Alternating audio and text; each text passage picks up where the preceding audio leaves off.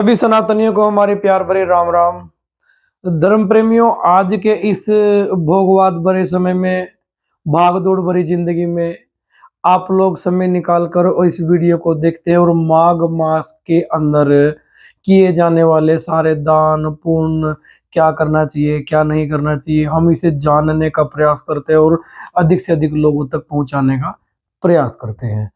तो ये प्रयास हम इसीलिए करते हैं ताकि हमारे जीवन के अंदर जो भी कमियां हैं, जो भी अवगुण हैं, जो भी चाहते या ना चाहते हुए हम लोग कर जाते हैं, वो हमें नहीं करना चाहिए। हमें इन बातों का बोध हो जाए, ज्ञान हो जाए।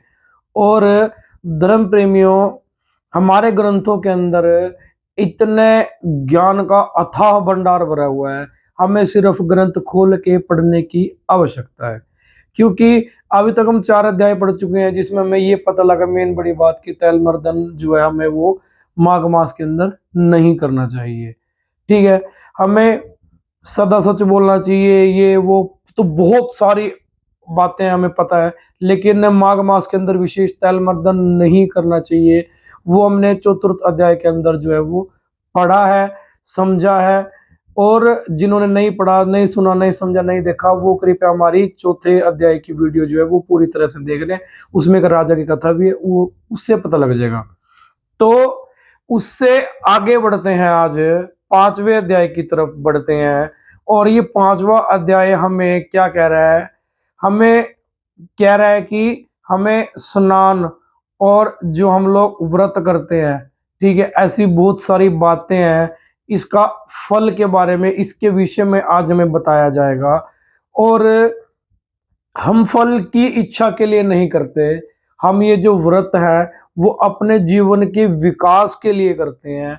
हम लोग अपनी शारीरिक क्षमता को बढ़ाने के लिए, अपनी धार्मिक क्षमता को बढ़ाने के लिए, या अपने अंदर जितने भी विकार हैं उन्हें खत्म करने के लिए, या हम जिस आज के समय के अंदर हम व्यसनों में गिरे हुए हैं, ये वैसे तो व्रत का अर्थ एक त्याग करना होता है, तो लेकिन ये जो भोजन है ना, ये भोजन का भी एक व्यसन है कि मैं खाए जा रहा हूँ, खाए जा रहा हूँ, खाए जा रहा हूँ। उससे क्या होगा? मेरे शरीर को नुकसान होगा। मेरे अंदर जो दैविकता बैठी हुई है, जो एक परम पिता परमात्मा मेरे हृदयस्थ है, उसे भी दिक्कत होगी।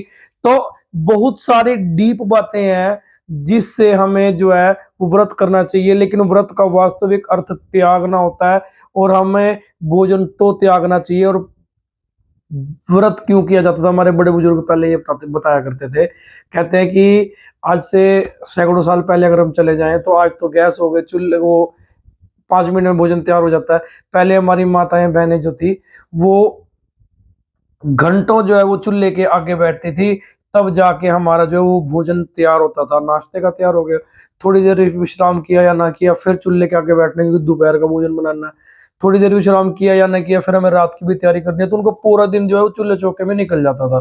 तो व्रत का एक विधान इसलिए भी हमारे बड़े बुजुर्ग बताते थे, पिताजी बताया करते थे कि दिया, क्योंकि हमें व्रत के बहाने जो है वो रसोई को कुंडा लगा देना कि आज तो रसोई में जाना ही नहीं। क्या करना है? ध्यान करना है, रोटी की तरफ जाने नहीं। क्योंकि माताएं बहनों का भी फर्ज है कि उन्हें परम पिता परमात्मा की भक्ति करनी है, लेकिन वो कहते हैं उन्हें हमें समय नहीं है। तो वो समय जो है वो व्रत के रूप में दिया कि आपने रसोई में नहीं जाना, आपने सिर्फ परम पिता परमात्मा का ध्यान करना है। ऐसी बहुत छोटी छोटी बातें जो हमारे बड़े बुजुर्गों ने बताई थी, लेकिन ग्रंथों के अंदर भी कुछ विशेष बातें दी हुई है।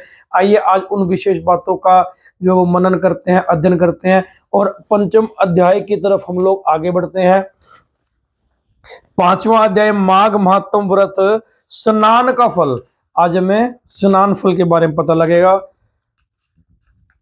महर्षि विशिष्ट ने कहा है कि हे दिलीप, प्राचीन काल की बात है, एक दिवस भगवान नारायण स्वरूप श्री दत्तात्रेय जी के सन्मुख महिष्मती नगरी का राजा शास्त्र अर्जुन उपस्थित हुआ और उनसे विनम्र प्रार्थना की कि उसे माघ मास के फल की जानकारी देने की कृपा करें। भगवान दत्तात्रेय ने कहा कि हे राजन, एक बार यही प्रश्न देव ऋषि नारद ने ब्रह्मा जी से भी किया। उन्होंने उनको जो उत्तर दिया था वो संक्षेप में मैं तुम्हें बतलाता हूं। भगवान विष्णु जी को माघ स्नान अति प्रिय है। माघ स्नान से कष्टों का निवारण होता है तथा मनुष्य अग्नि के समान तेजस्वी और शुद्ध स्वर्ण के समान निर्मल हो जाता है। माघ मास के स्नान की जो है वो कितनी अधिक महत्ता बताई गई है। तथा स्वर्ग की प्राप्ति होती है माघ मास के स्नान को लेकर। धर्मात्मा व्यक्ति व तपस्वी माघ मास के व्रत तप और दान से स्वर्ग को प्राप्त होते हैं। कह दो साचे दरबार की जय। तथा पापी जन पापों से मुक्त होकर शुद्धता को प्राप्त होते हैं। ये माघ मास के स्नान का महत्व है। क्यों किया जाता है स्नान, इससे होता क्या है, आइए आगे बढ़ते हैं। देव सुंद तथा उपसुंद विनाश की कथा सुनाते हैं आपको। महर्षि कहते हैं कि महर्षि ने कहा कि मैं तुम्हें इस संदर्भ में एक कथा सुनाता हूं। भृगु वंश में कंजिका नाम की एक कन्या का जन्म हुआ। दुर्भाग्यवश वह बाल विधवा हो गई। कंजिका ब्राह्मणी ने विंध्याचल पर्वत पर रेवा का कपिल के पवित्र संगम स्थल पर भगवान श्री हरि की कठोर आराधना व तपस्या की। उसने पवित्र नर्मदा के पावन तट पर भी माघ मास का स्नान किया और व्रत व तप किया।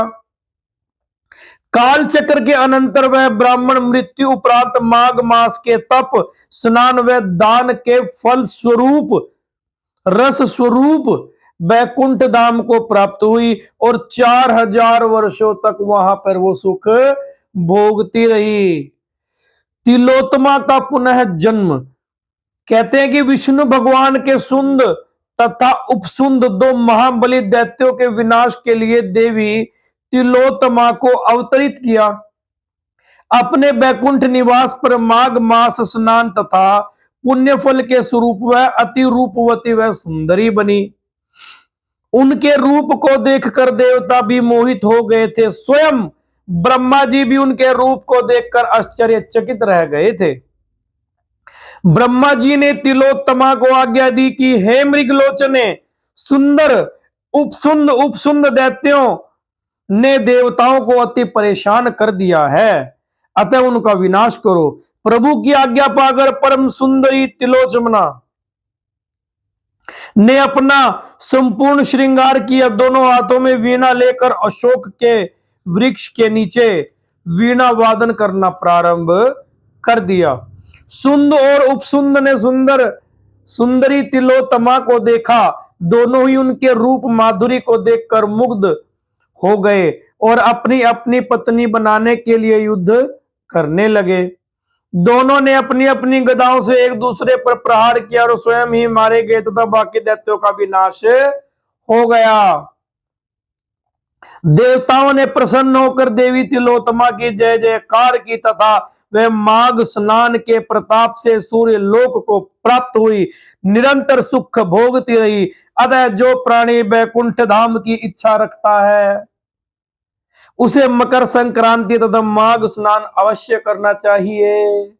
कह दो साचे दरबार की जय हो। इति माघ मास महात्म्य विषय भाषा टीका पंचम अध्याय समाप्तम। बोलिए विष्णु भगवान की जय, पूरे सच्चे दरबार की जय।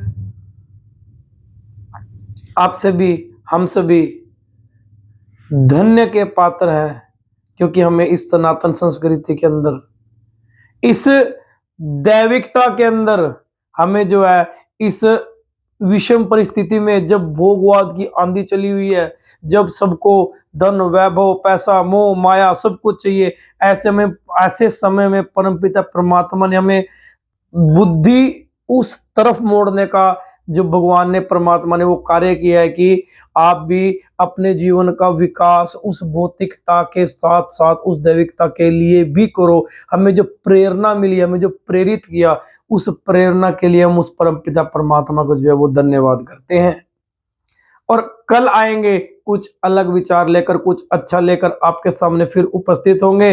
अगर आपको ये माघ मास के स्नान के बारे में अधिक जानकारी पहले थी तो बहुत अच्छी बात है, नहीं थी तो ये वीडियो आप भी पूरी देखें और आसपास के लोगों को अधिक से अधिक शेयर करें, ताकि माघ मास के स्नान के बारे में भी हमें पहले पता लगे।